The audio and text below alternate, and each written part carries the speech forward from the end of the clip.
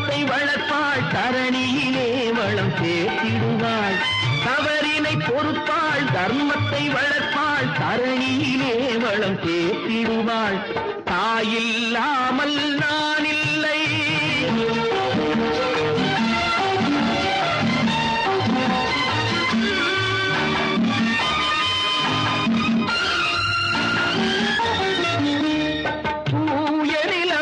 கிடப்பாள் தன் தோளில் என்னை சுமப்பாள்.